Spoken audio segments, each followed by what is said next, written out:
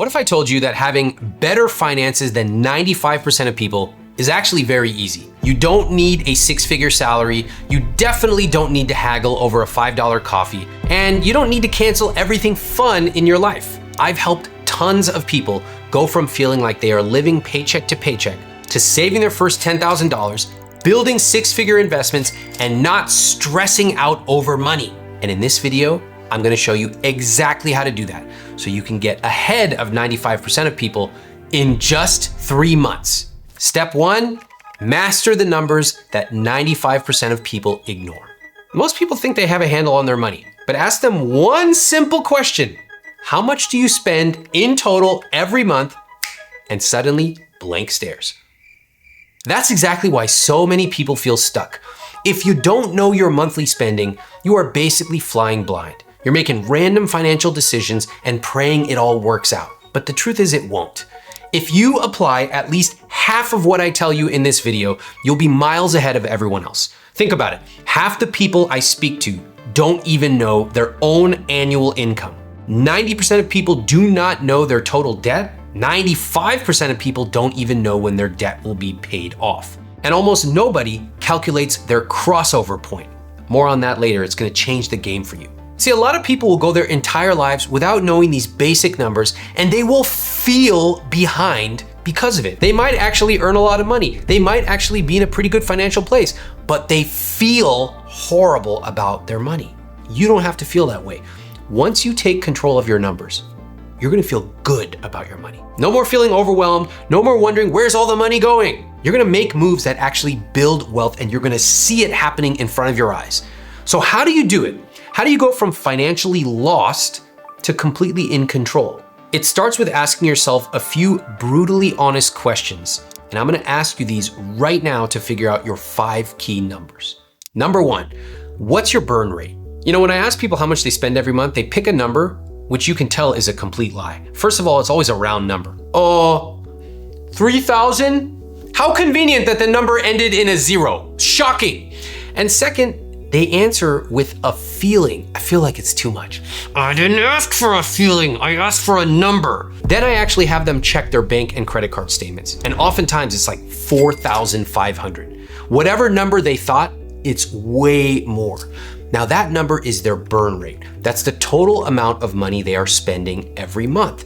If you don't know your burn rate or how much you're spending every month, it's very difficult to make any type of plan. You're sort of just going along on the ride of life. Oh, please don't take me off a cliff. I hope I make it. We don't want that, okay? We wanna be calm, cool, methodical. So here's how to figure out your burn rate. By the way, no spreadsheets, no budgeting apps. We're just gonna do it right now. Log into your bank account and your credit card accounts. Look at the last 3 months of your spending. Add up the total amount spent each month. Yes, I said total. Oh, Ramit, does that include the water that comes out of my sprinklers? Yes! Ramit, does that include the gas I had to fill, but also that one time I had to fill extra gas because I almost got... I said total. What is not clear about the word total? T-O-T-A-L, total, everything. Then divide by 3. That's your average monthly spending. Okay, I know, Ramit, that didn't include my December trip. It didn't include... We'll get there, okay? Right now, we just need to pick a number so you have a baseline to work from. That's your burn rate, your real number. Know it, own it. If anything, it's probably a little higher, so why don't you just add 15% on top? Okay, if you don't like what you see, don't panic. Also, don't kill the messenger, okay? I'm not the bad guy here. I'm trying to help you figure out what's going on in your financial life. In the next steps, I'm gonna show you exactly how to fix this number. Number 2, how big is your money black hole? Listen, the second you see your actual debt in black and white, everything shifts. You don't have to guess anymore. You can actually take control. Do you know you can live a rich life even if you're in debt? First off, we need to measure how much debt we're in. Let's measure the size of our money black hole. This is what you do. List off everything you owe. All of your debt, credit cards, student loans, car loans, mortgage, personal loans, that godforsaken Kohl's card you opened up so you could get $10 off that substandard pair of jeans, write that down too. Next, write down the interest rates or the APR and the minimum monthly payments for each. Do the math. You can plug these in to a debt payoff calculator. If you only pay the minimums, how long until you're debt free? You can also use our free debt calculator, which I'll link below. Well, let me just put it this way. If you have credit card debt and you're paying 27% interest, you're probably gonna be paying it off for decades if you pay the minimum. But once you see the real numbers, that's actually magic. You can finally take control. This is kind of like somebody avoiding seeing the doctor for a decade. They're so afraid, oh my God, what's wrong? Maybe the doctor gives you a little bit of bad news. Hey, you gotta lower your cholesterol, whatever. Okay, cool. Now I know what to do. At least I can go to sleep at night knowing I have a plan. For example, if you add just $100 extra per month towards your high interest credit card debt, you can actually shave years off of that debt payoff. I love it. A money black hole only gets bigger when you ignore it, but once you face it, you can defeat it. Number 3, are you walking on a tightrope? I know a lot of people try to save, but when I ask, how much are you actually saving every month? Well, I really tried to, but I was bad last month. I know I was bad. I went to Arby's. I know I shouldn't have done that, but the horseradish sauce just called to me. I know I should save more. I'll try to be good next month. Good. Putting aside the extremely weird moral valence that Americans love to assign to money, and also the fact that you have an awful palate if you really chose to eat at Arby's, okay? Why are you talking about trying to save money? I don't try to brush my teeth every night, okay? I just do it. And saving money is actually easier than either of those things because you can set it up to happen automatically. Saving is not just some vague good habit. It actually can be the difference between balance and disaster when life throws you a curveball. Now listen, all jokes aside, in times of financial chaos, you want to have a savings account. Because if you get laid off or your partner, if something happens to an elderly parent or kid, you need to be able to tap into your savings and use it to live your life. You do not want your back against the financial wall. It causes you to have to make terrible decisions. When people don't have savings, they stop taking medicine, they die. Really bad things happen. That is why you should be saving at least 5 to 10% of your take-home pay every month, and you should make it happen automatically. Now, if you're not saving anything right now, don't feel guilty. Let's start right now with 20 bucks. That's less than the price of takeout, and you can take that dollar amount or any dollar amount, doesn't really matter, and you can prove to yourself that I am the kind of person who saves. Then you can use the material in chapter 5 of my book to make it automatic. Once that saving becomes automatic, it's happening every single month, you're not even gonna miss the money, then you can increase that number. You'll go from walking a financial tightrope to building a bridge with guardrails and lights. It feels safe. Number 4, is your money working as hard as you are? I gotta tell you, I have no interest in working harder and harder in my life. That's like playing a game of Mario where it just gets harder every single level you get to. Fun for a video game, not so fun for life. I'm trying to chill, okay? I work hard, great. I worked hard when I was in my 20s, and now, I like a nice little sweater once in a while, okay? I wanna take a vacation. Well, guess what? Wealthy people don't just earn money, they put it to work. And that is the power of investing. Okay, I'm not talking about some freaking PE ratio screaming buy, sell guy sweating through his poorly fitting suit. I'm talking about smart investors who actually sit still. Smart investors are doing way less work than you think. They're not sitting around picking stocks. They're not glued to CNBC. They start early, they stay consistent, and investing is boring. They set it up to happen automatically and they let time do the heavy lifting. So here's the golden rule. I want you to aim to invest at least 10% of your take-home pay. If you can't hit that yet, okay, start small. Let me show you some numbers. Even $100 a month with a modest 7% return becomes almost $250,000 after 40 years. I know I'm about to get 6,500 comments saying, $250,000 in 40 years won't be anything. I already included inflation in my calculations. I always do. That's the real return, not the nominal return. So please stop trying to nitpick calculations as a way to avoid taking action. If you're still waiting for the perfect time to invest, bad news. You leaving a snarky, also wrong comment on YouTube is not gonna help. Good news, now is a great time to start investing. Remember, time in the market beats timing the market. So get started right now. Your future self will thank you. Number 5, are you in the housing red zone?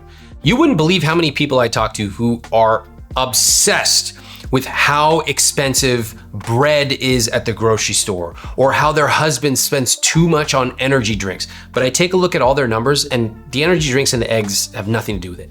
They are spending too much on housing, and it is just that simple. If you are spending more than 28% of your gross income on housing, congratulations, you are officially in the housing red zone, and you can join millions of other people who are there as well. Now, let me show you how to calculate this number right now, then we'll talk about what to do about it. Take your monthly rent or mortgage payment and your utilities and any other expenses for housing, repairs, even the gas you spend driving on the weekend to go to Home Depot. Take that number, divide it by your monthly gross salary. That's before taxes and deductions, and then multiply by 100. Now, it used to be that we would try to aim to get below 28%. These days, it's pretty hard to stay below that number, especially in expensive cost of living cities, especially if you're just starting. I hate that this is the case. That's why I'm a huge YIMBY, somebody who wants to build more and more housing so that housing prices come down. But let's talk about reality. Let's talk about today. If you're at 29%, okay, you could probably get by. It's not going to be a disaster. Maybe you're at 32%, starts to get a little risky. 34%. If you have 34% of money spent on housing, I can already tell what's going on in your household. You're stressed about money. If you're in a relationship, you're fighting about money, and you're fighting about random expenses. Why'd you buy those M&Ms? It's not about the M&Ms. If you look up, you're spending 35% of gross on your housing. That is why you are stressed out. That is why you can't save. That is why everything feels so tight. Now, again, it's not easy to stay below 28%. Housing is historically expensive for political reasons, but you need to know where you are first of all, because if you're over it, okay, then the question is, what do I do? Maybe I cut over here. Maybe I pay off debt more aggressively. You also can start exploring other options. Do I downsize? If I'm single, do I get a roommate? Am I renting out a room on Airbnb? Am I moving somewhere slightly cheaper? The point is, you need to first know how much higher than 28% you are, and then you need to make a plan. Because if housing is devouring your income, getting ahead will feel like running a marathon while wearing a backpack full of bricks. Your housing should be a launch pad for your rich life. It should not be a place for you to be house poor. Now look at all the numbers you just calculated, write them down. If you don't see them in black and white, they're just these vague things, feelings floating around. But we need to actually see the numbers and combine those with how we feel about money. Okay, great. You wrote them down. Now that you've got full clarity on your financial situation, one other thing. Knowledge alone does not build wealth, okay? So what's next? You're gonna build a system that makes your money grow on autopilot.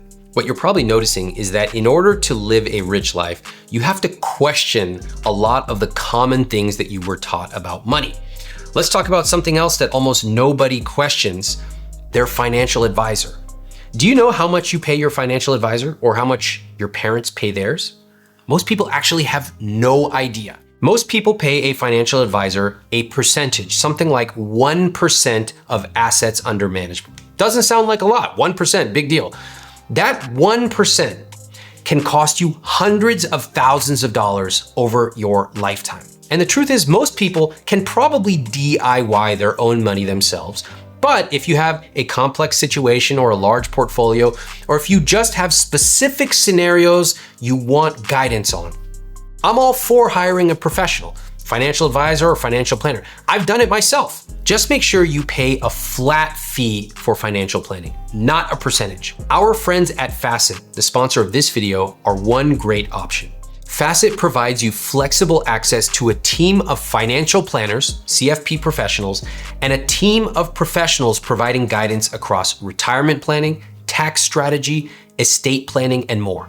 And Facet charges an affordable, flat membership fee so you can get the advice and support you need without spending tens or even hundreds of thousands of dollars on fees. I've worked with them to help lots of couples on my podcast understand if they can retire early, if they can pay for their kids' college, or be more generous, or take nicer vacations every year. Head over to facet.com/Ramit or click the link below to learn more about which membership option is best for you. Okay, now that your money's starting to work for you, let's put the whole thing on autopilot. Step 2, automate like the top 5%. Imagine waking up checking your bank account, seeing that your bills are paid, your savings are stacking up, and you have the money left to spend guilt-free on whatever you want.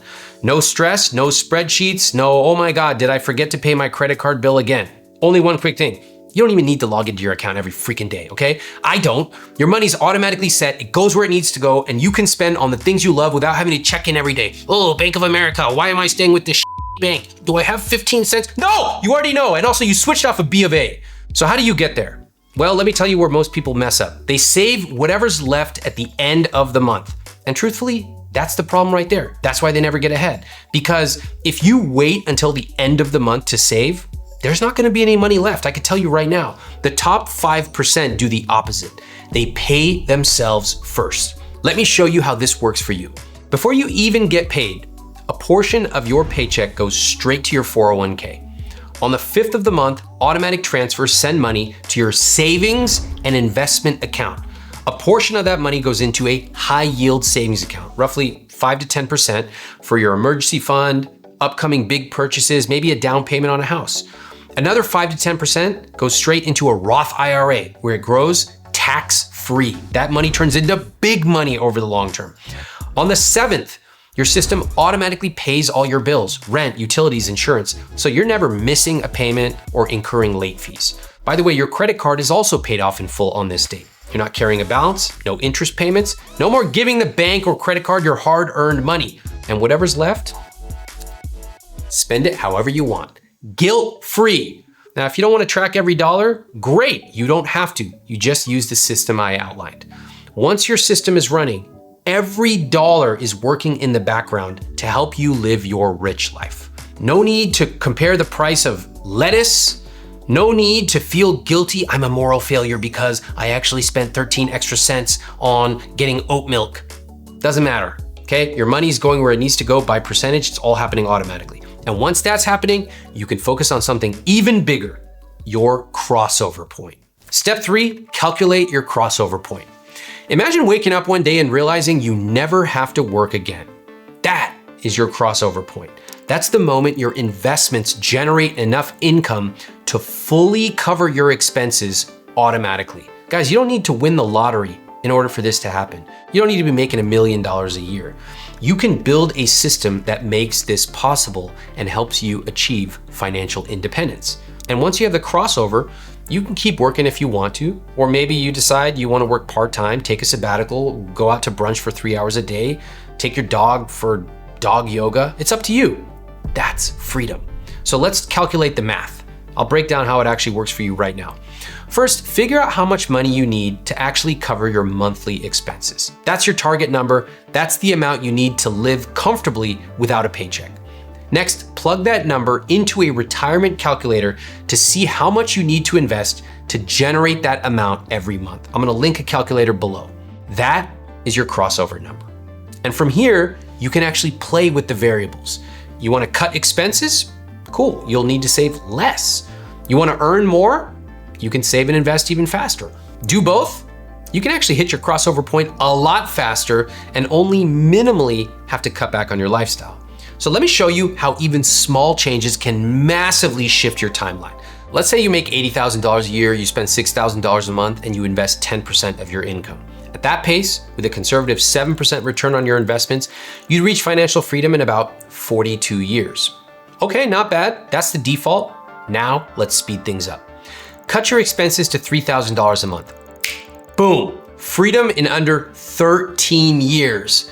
You're like, Ramit, I'm not trying to live like that. Okay, no problem. Let's say you increase your income by 30% and you invest all of it. That alone could cut your timeline to 24 years.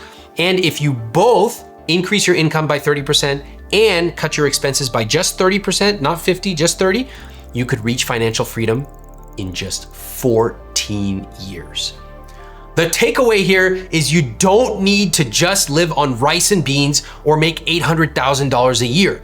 You do need to be intentional about earning more, spending less, or ideally both. Now, how do you get there? Let me show you. Now, this is where 95% of people get stuck. They don't know how to invest.